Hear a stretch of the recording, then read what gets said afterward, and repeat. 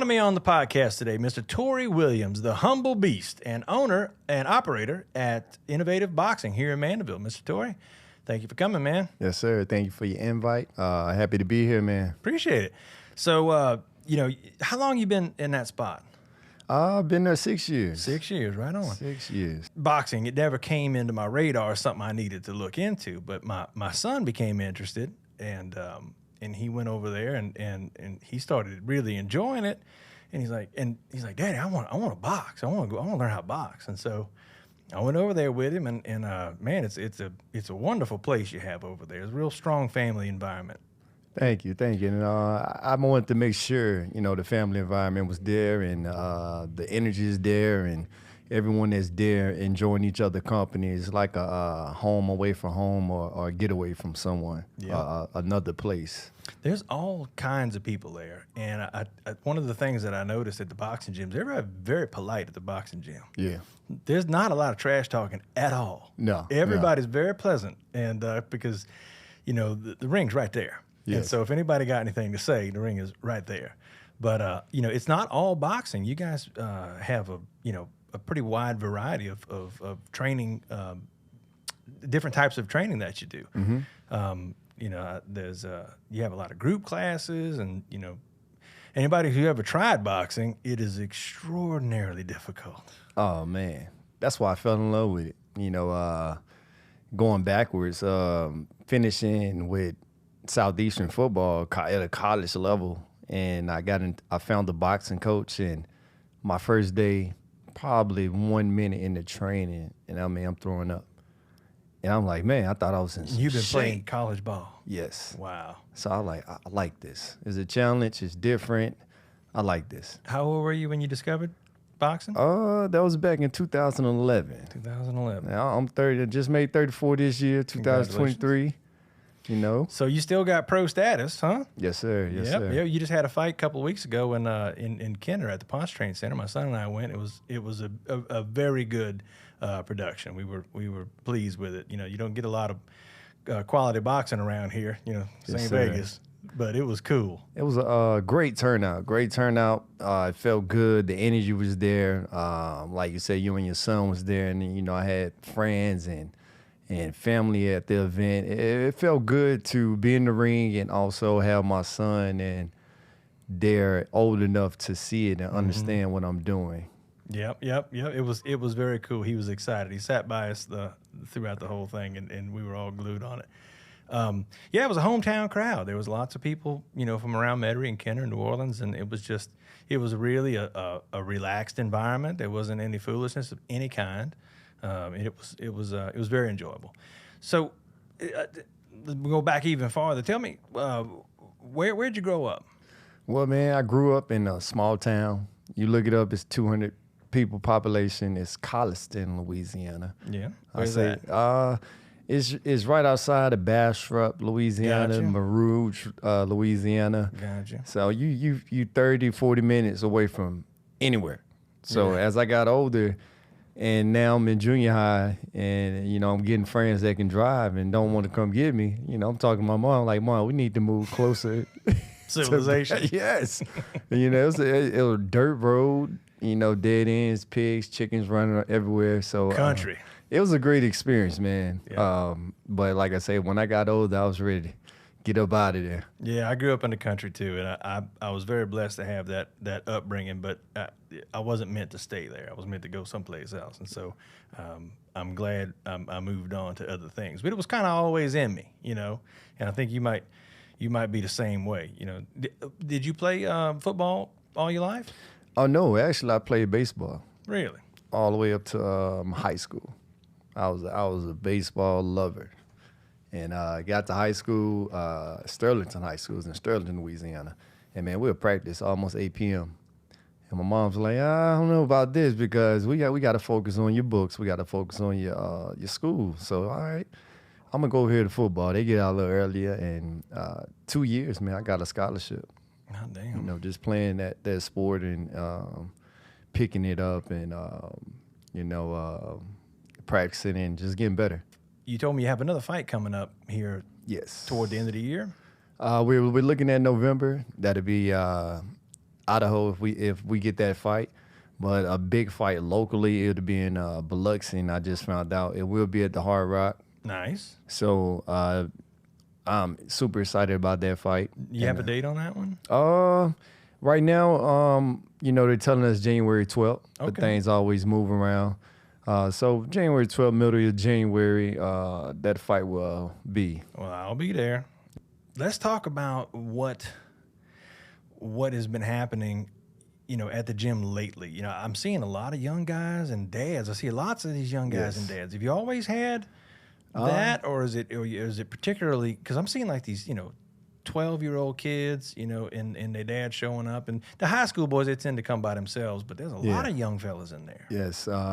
No, at the beginning, I mean, it was an older crowd, but I think the team that I have built with my trainers, with their new school, they're younger, and they're bringing a lot of different energy and, in this era to the gym. So I'm on tip my hat off to the trainers and my team for bringing in that new taste, that new flavor to the gym. But you're right. A lot of kids are coming in with their dads, and I think a lot of people in the area just finding out about me, even if it's 6 years. Mm-hmm. They just find about my location, and we're here right here in Mandeville, and It's literally across the street from my jewelry store. Yes, sir. My son just walked across the street. He's at your gym right now. Yes, sir. I've been going after the first of this year. I started going, and I ain't trying to fight nobody, but I'm going, and I want to improve my physicality a little bit. I'm 47 years old. I ain't old yet, but I'm surely not young anymore. There you go. And the idea of going to the gym and pumping iron it just doesn't appeal to me. And going to your gym and working with the trainers you're talking about, and I know all those guys because I train with them, and the instruction that they give is they're extremely patient. Tristan and Kareem, both of them, very patient. I work with those guys, and some of that stuff does not come easy. Well, not some of it. All of that stuff does not come easy to anybody. And younger people or more people with more physicality will pick it up quicker. But you have a person who's a little bit older trying to do it. Your reflexes aren't there. Your body control, stabilization is not there anymore like it used to be. And it's coming back. I'm definitely seeing improvement. I know it don't look like I work out, y'all, but I do. Hey, put some gloves on him and you'll find out. He looking real good in the mitts. I'm trying to learn. I've been working the mitts, and I've been working the bag at home a little bit, but working the mitts, that is where you learn with the guys how to stand, how to turn, how to hold your hands, where to put your feet, how to move left, how to move right. You think you know how to punch, but you just don't. Yeah, you're right. I tell people all the time, it's like hitting a golf club. There's precision involved in this. It looks like a bunch of craziness, but it's not. Yes. It's a precise thing happening. It's funny because when I first started, I'm strong. I got in the ring. I'm like, oh man, this guy's nothing. I'm about to get him out of here. I go throw a punch. I miss him. He move. I miss him. He move. He hits me. It kind of humbles you as a person, and it just make you realize like you just never know what a person is capable of. So it teaches you to respect others. You're exactly right. In that fashion. And with the gym is the core of my program was the fitness side, the classes, and just getting people in shape. But now I see, the other side is growing as well when it comes to getting in the ring, boxing, sparring. I have kids come in, want to spar, and actually want to compete on a competitive team. So it's like a beautiful thing to see that side also grow in the past 2 years. And you have videos on your YouTube of you giving these lessons, but the people get in there, man, they work hard, and you think you're gonna whip through one of these 45-minute classes. No, you ain't gonna make it. No. you got to be patient. It's a journey. Like I have it written on the wall when you walk in. Your journey begins here, and you're right. It's I say 70% of women in the gym. I get a lot of phone calls. A lot of people are timid to even walk in the gym, but You know, we're all about teaching. We're all about helping someone conquer, achieve their goals, and just bringing out the champion in that person, and just building that character in the kids that come to my youth program. That's the beauty of it. That's one big lesson I also teach my kids. I get that question a lot. Will your son box, and will your daughters box? Of course, I teach them. And I never know what they want to do in life, but I don't push them in no direction. You know, as they grow and get older, they have to figure out what they want to do on their own, or what they love doing. And, you know, I'm be there 100% and, you know, help them and encourage them to be the best at whatever they choose. And when it comes to the kids in the gym, you know, I found the strategy not to be such a sergeant like I used to be in my 20s. To just, you know, reach the kids and make them understand, like, man, this is just more than I'm coming in and I'm throwing punches and I'm working out, I'm trying to get stronger. No, it's more of, okay, I gotta learn discipline. I gotta learn to be consistent. I gotta learn to focus. And the most important thing, I'm here because one day I will have a family and I will have to protect my family. So, man, that's the part that get me. My son has grown up. He's only 14 years old, but in the past, you know, it's almost a year since he's been going to the gym. He's matured a lot, and you know, he had some problems when he's a freshman now, but when he was in 8th grade, he had some problems with a kid who was giving him a hard time, and they were playing basketball, and the kid was giving him a hard time about, you know, something he did, and he turned away to grab the ball, and the kid punched him in the back of the head or the side of the head from behind. Cowardly move. Yes. And it knocked him to the ground, and he was genuinely hurt, and I think he got inspired by that experience. He got inspired. He said, I don't want that to happen anymore. And I told him, I said, the guy hit you when you weren't looking because he's a coward. That's what a coward does. I said, if he wanted to challenge you to your face, there we go, and y'all could have a go, but that's not what he did. And so that's what inspired him to go to the gym, you know, honestly. And I think a lot of people have those experiences. Hey, Brian, this new world, it ain't as peaceful as everybody pretends it is. It's rough out there. And the way people treat each other today, both my kids are in high school, and I hear the stories every day. These young kids, in my opinion, they do not treat each other very well. They don't treat each other with a lot of respect at all. Not all of them, but a lot of them. And there is constant threat of violence from other kids. I'm hearing about it from my kids at school. Now, they don't go to a bad school, but these, you know, kids are assholes. Yeah, you're right. You know, high school kids. They don't know and they don't know what they do. And children are cruel. That's a part of human nature, you know. But I tell my son, and I know you know this, you know, people will push you as far as you let them. And people the world is full of bullies. Don't matter where you go, there's bullies everywhere. And they're going to pick on people who they think they can get away with it, that they can take it. And you have to learn to assert yourself. You know, you don't have to fight everybody, Lord, no. But you have to learn to assert yourself and draw the line. And I think that's, you know, that's why, you know, we see these jiu-jitsu gyms everywhere. You know, people don't want to be.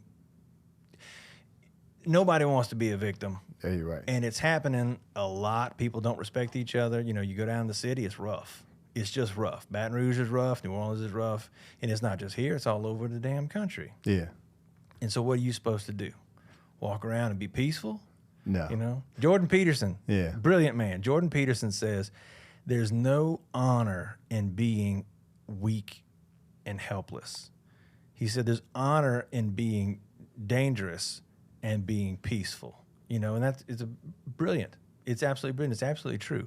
You have to be able to defend yourself in this world. You know, that's a part of the American culture, and I think it's pretty good for anybody anywhere in the world to be able to defend themselves, you know. Yeah, you're right. And all over the world, you know, we take it for granted that everybody thinks and does the way we do, but in other parts of the world, and I've traveled around the world a lot, world's rough, Brian. Yeah. It's real rough. Yeah. And you know, in other cultures, they don't play by, you know, we all gonna be nice to each other rules, and I think it's just it's more common than I'd like it to be for my children growing up in this world.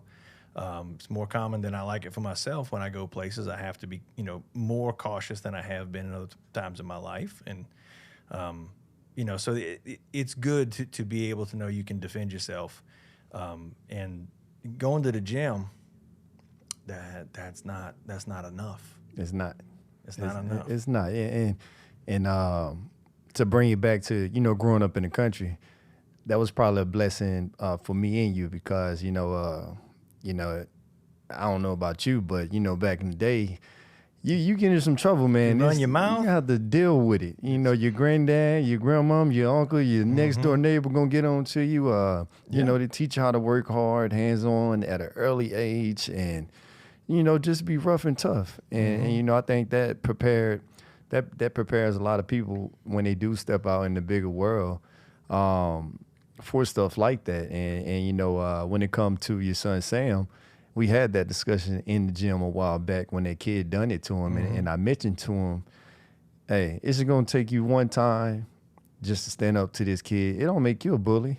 It don't make you a bully at all. But you're just going to have to take you one time to stand up. And after that one time, he's going to understand everybody else that was in the area where you stood your ground. They're going to understand, like, okay, this kid's not playing. This kid's not a pushover. And that's what a lot of kids are missing nowadays. Yeah. You can't even, really punish your child anymore. You can go to jail for, back then, if you can go to jail, punish your child, everybody on my street would have been in jail. For whooping a kid. For whooping a kid, So this world nowadays, in this era with the kids, is definitely different. You got the media, you got the iPads, the phones, but the video games. These kids play these fighting video games and everybody thinks they're badass. Everybody thinks they can fight. Yeah. You guys have proper sparring nights during the week. Yes. Now, what days is that? That's Wednesday night, 6:30. 6:30. Yeah. Now, do y'all spar on any other nights or just Wednesdays? Wednesdays. Wednesdays is usually, like the hot night. That's the big night. And that's when we have usually also go. Friday nights. But Wednesdays, it turns out to be the hot night where everybody can get there. You got your different levels when it comes to sparring. You got your new kids. We call them green. They're green in boxing. So with the green guys, it's more control. Hey, we're going to get in here, work our jab. I want you to understand how to throw it, how to get away from it, where to throw it to. And you'll move up to a different level. All right, guys, we're going to come in and work on combinations and blocking. And these are the kids that's not even competing, just want to learn, self-defense or just trying to make the team, and then we'll put in the fighters. Now, the fighters, you go in there, and I want you to work. Now, I want you to work, no talking, no taking pictures. You go in there and work, and what I mean by work, I want someone to overpressure the next person, because if you can't perform under pressure, then you will not make it to the top. So with the fighters, it's a lot of pressure rounds, a lot of hard rounds, but not even the kids, just adults. Adults just want to come try it out, and like you say, overthinking it because they watching Rocky movies and stuff on TV. It's control setting for those people too. Women that need to come in and learn and know how to protect themselves when if anything happened, who knows? Sure. Walking down to Walmart, right? So hey, listen, it only takes a couple of punches to get somebody off of you. That's it. It only takes one or two. If somebody's trying to do something you don't want, and you know how to punch, you know how to square up, bip, it's over. They're going to pick on somebody else. They're going to leave. Back in 2015, right, my daughter, my oldest daughter, she stays in Florida with her mom, and she comes stay with me for the summer and holidays, and I found out she got bullied, like to a point where she's just crying, and it just hurt my heart because I'm not there, right? So the summer she came down, I made sure I trained her every day, and I say it was 3 weeks before her school started back. I said, all right, mama, you hit the mitts, you hit the gloves, and I taught you. Now I want to see you spar. And I mean, it was anxiety out the roof why I didn't let her spar that day. We came back in the next day, she sparred. She got hit, she cried, okay, come back to the corner, wipe off the tears. But by the time she left, she was just a different person. Just her demeanor, her confidence, and in the ring, her even just holding her ground and fighting back. And, since that lesson, me teaching my daughter, I talked to her on the phone and she tell me things that happen. And I asked how it goes. She said, it wasn't good, Dad. So it made me feel comfortable as a parent, knowing that my child, one day, our children, the children that stay with us will go off to college, knowing that they'll be okay. Indeed. They'll be okay because we trained them and taught them and made them understand what to do in those situations, so they won't panic and have those anxiety attacks or allow the bully to continue to bully them or their boyfriends.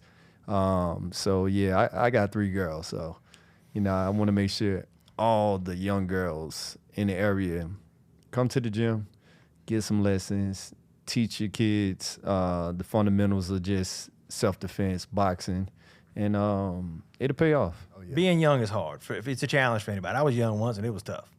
And I had it better than a lot of people, but it was still tough. Yeah, you're right. And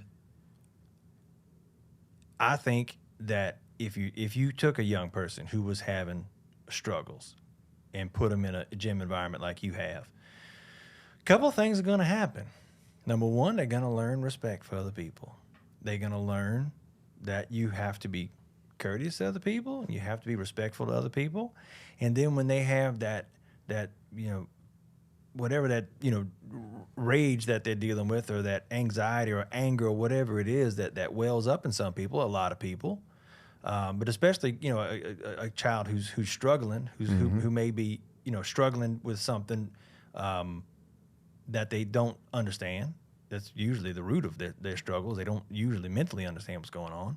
The opportunity to go into a room full of people who are caring, not people who are going to bully you, people who care about you learning, people who care about you being able to be self-confident and to be able to hold your head up. Even, look, I've heard you say it 100 times. These younger kids, they'll get in there and they'll spar and they'll get a little bit beat up.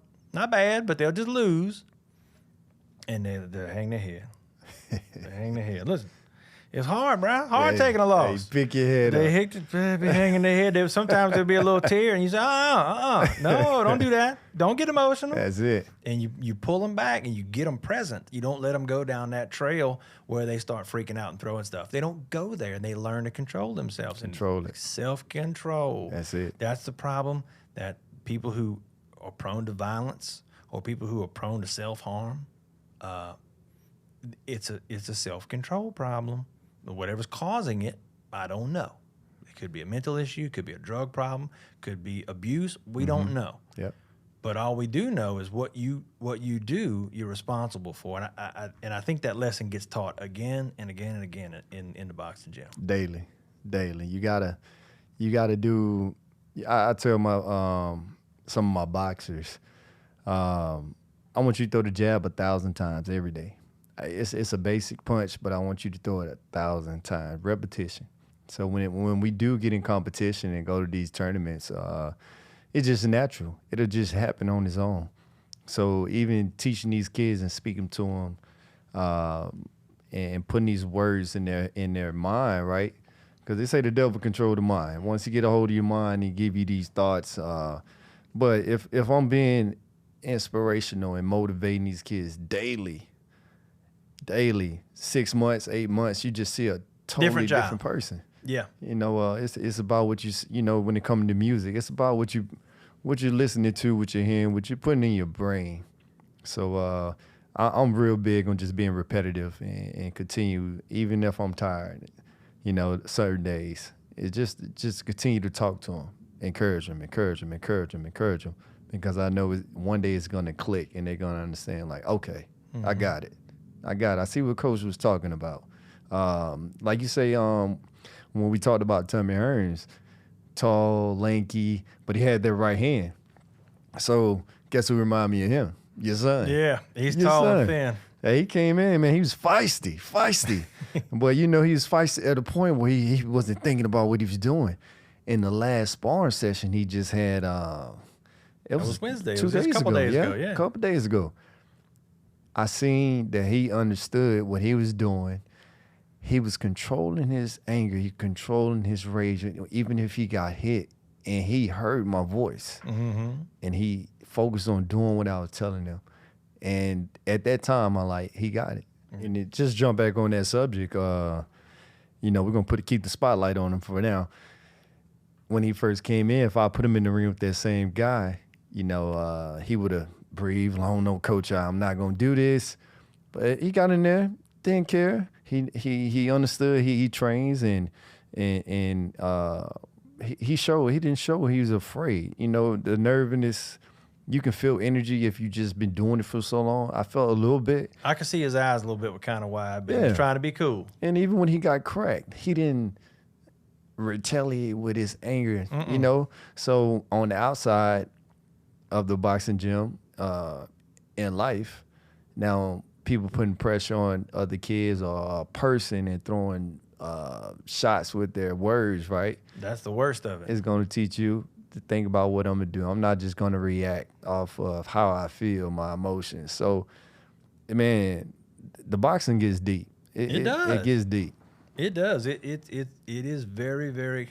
You know, we go back to that word, humbling. You know, that's your fight name is the Humble Beast. Humble Beast. When did you get that name?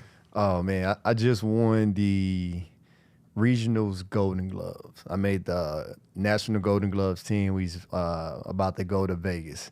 And after I won that fight, my coach wife, she said, I got the perfect name from me. It just came to me because they used to call me the country boy. Which is accurate. Yeah, you used to call me the country boy. She said, your name is the Humble Beast. And since that day, it just made sense to me. I kept it because it reminded me certain days, you know, as a person, to stay humble. But the B side, when it comes to work or being a father, training, competition, be that beast. Be that beast. So it stuck with me. It stuck with me. And that happened, I say back in 2014. Well, yeah. It does fit your character quite well.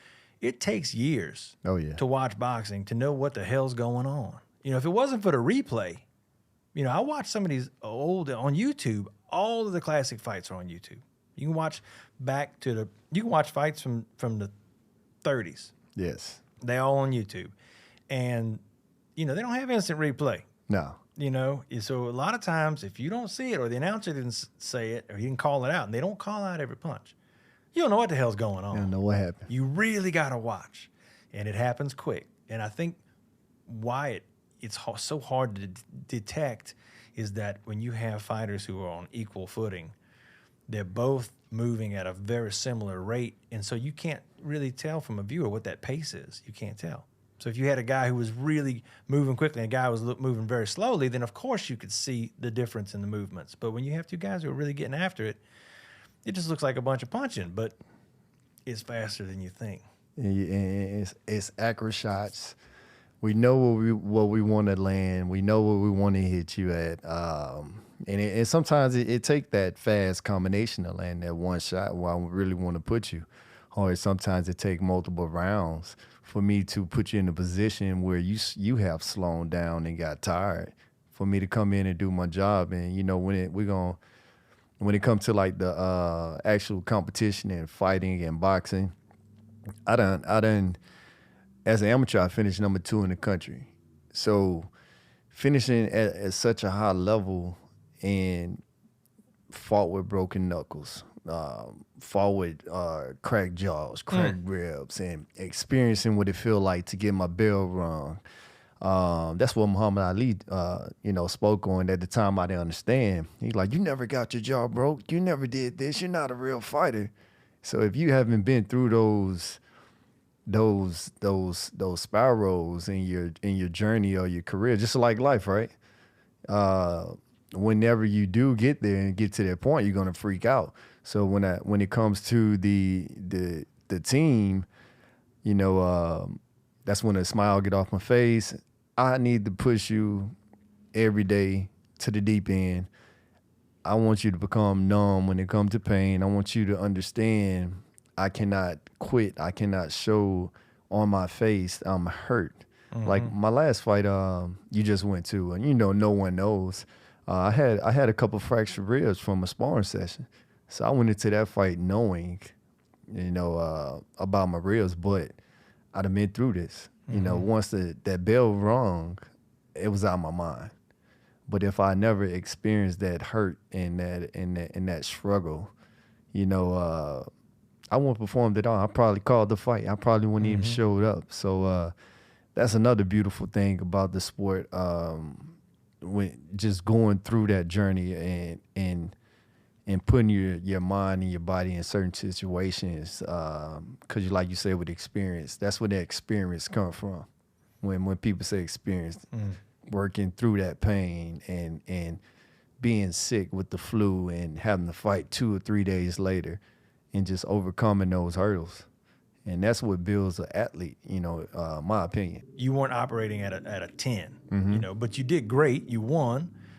You paced yourself real well. You didn't go crazy, and you didn't try to knock the guy out. You tried to win the fight, and you did a real good job. And every moment of it, we stood there and watched every second. It was really cool. Yes, I mean, you know, with that fight, we thought it was a 6-round fight. So you've been training for 6 rounds. 6-round fight. So 4th round, as you've seen, I opened him up, and I'm putting pressure on him. 5th, 6th round, it was time to get him out in the 5th or 6th, whichever one came first. And but also when it came to injury, man, I was at the house and my son hit me in my side, and ooh, so I did not want to get hit in my side at all. So I played the safe route and used my skills and use my defense and then make it a sloppy fight and make sure I was accurate with my shots and avoiding his shots. So it was a little slower than I was used to. It looked like you were being conservative. That was the only impression that I got. Is he's being conservative for some reason, and I had no idea why. You didn't show at all that you were injured. I never saw you wince once. I never saw you favoring your side. I just saw you being controlled. You know, and it looked like you were being, you know, cautious, which was the only move you had if he was going to go do the fight. You know, you couldn't stand there and have him land one in your ribs and put you in jeopardy. Yeah, you're right. So that's, you know, you got to be prepared for the time to get tough, man. Yeah, you're right. Don't be intimidated. Come over, and you know we're on a mission because one of my boxers, Akira Haley, we just came from what was that? Was it Atlanta? Was it no? Colorado? Colorado, or it was the USA Women's National. Yeah. And she made it all the way to the finals. You know, got hurt in the 1st round, and we always thought it was a rotator cuff. She has a torn ligament right now, but fought 4 fights, fought 4 days, made it to the finals through that pain and represented the community. And when we go off to like other places, they're like, "Where y'all from?" Mandeville. You know, I'm not from it, so I don't know. They're like, "Oh," but we're making a name for this area, period. You know, the North Shore. We're making a name, and come support the kids and come in on Wednesday nights and see what's going on inside that gym, and definitely don't be intimidated. No, dude, I tell you, it's the nicest group of people you ever did want to hang out with. Everybody is encouraging. Everybody's pleasant. Everybody's polite. You know, with the guy who trains you, Kenny. Kenny is a very experienced fighter, and he's a big tough dude. And let me tell you what, he is so pleasant and so kind. And I'll tell you, he gave my son a piece of advice because we were talking to him about he was having some issues with some kids at school. And just talking trash, you know, and it's very easy for trash talking to get out of control, and then everybody's in trouble. And Kenny said, you know what the best thing you can do is? He said, do absolutely nothing. He said, that'll burn those kind of people, burn them up, eat their soul out. He burned them up so bad. And Kenny's one of the tougher dudes in the gym. Yeah, Kenny. And his advice is don't do anything. Yeah. And that's a powerful lesson. You got to go a long way to appreciate that. Got to. Don't do nothing. Yeah, From the guy who can do anything he wants, he'll say, hey, just be cool. There you go. You know, and if you don't want I don't know how you couldn't want a young person to understand that, you know. It takes time for it to click, but when it clicks, He'll remember who told him, man. That's right. In that conversation. Everything's a journey. Nothing comes fast to anybody. You know, my career, my skills, in my profession, it didn't come easy. And anybody who's professional at anything, who's taken a life journey to do something, you know, whether you're a doctor or a lawyer or a home builder, it's a lifetime of learning and building your skills and building your knowledge and having your hard knocks and making mistakes and golly, it's a metaphor for life. It really is, and it's great exercise and good fun and a great group of people. And I really want to encourage people, anybody who's interested, don't hesitate. Pop in. I'm there all the time. I'm usually there on Wednesdays. So we're all fighters. I got a little bit of line in me. Hey, if you in the ring or outside the ring, like you say with your career, if you gave up and you didn't fight in those hard times, you know, none of this would have happened. You fought through it and going to college and continue to fight, to study and make good grades to, you know, to get where you got to go anywhere. We're all fighters. That's right. Just because, you know, certain fighters in the ring hitting on each other, don't see them no different, because we're all fighters. So I think money can come easy because somebody can give you money if that's what happens to you. But success at anything is not going to be easy. Nobody has had success or achievement at anything easily. It just doesn't happen that way. You know, even people who have extraordinary talent, who are genuinely God gifted with ability, they work their ass off. Yeah. Tremendously, and you just don't see it. You see a performer singing or playing an instrument. You see a fighter athlete. It's like I said earlier, it's a metaphor for life, and I think you're doing a good job, man. And I wish you the absolute best in the future. I think the gym is just getting started. I think so too. I really feel that way, I think as people in the community, because you know, the number of people that are passing on this road every day is incredible. It's incredible, and I can promise you, everybody can use a little self-improvement. Oh yeah. You know, you can't cure yourself at all with drugs and alcohol. You can't cure yourself, you know, with telling your problems to somebody. Not all the time, but a lot of times, if you focus on what's good for you, and you focus on your health, what's the first thing they tell somebody who's out of shape and you know, miserable? First thing the doctor tells them, you got to lose weight. You got to lose weight. You got to improve. You got to walk.